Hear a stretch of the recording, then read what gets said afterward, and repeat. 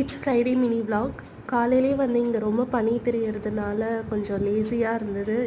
லேட்டாக தான் எழுந்தேன். ஸோ ஒரு பக்கம் மீன்வைல் வந்து குக்கிங் ப்ரிப்ரேஷன்ஸ்க்கு வெஜிடபிள்ஸ் எல்லாமே எடுத்து வச்சாச்சு. As usual filter coffee.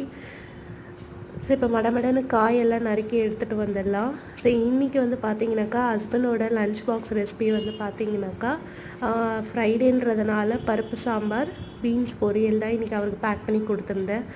சிஸ்டரோட பொண்ணோட ஸ்கூலில் வந்து பார்த்திங்கனாக்கா ஹாலோன் டே செலிப்ரேஷன். ஸோ அதனால் வந்து அதே மாதிரி வரணும் அப்படின்னு சொல்லிட்டு அந்த அம்மாவுக்கு கையில் அந்த மந்திரக்கோல், ஹேட்டு எல்லாமே ப்ரிப்ரேஷன்ஸ் பண்ணி கண்ணில் மையெல்லாம் வச்சுட்டு ரெடி ஆகிட்டு இருந்தாங்க. ஸோ அதோட கிளிப்பிங்ஸ் தான் நீங்கள் வந்து பார்த்துட்ருக்கீங்க.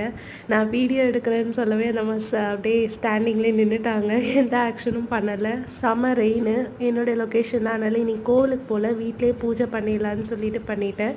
அடுத்த மினி விலாகில் உங்களை சந்திக்கிறேன்.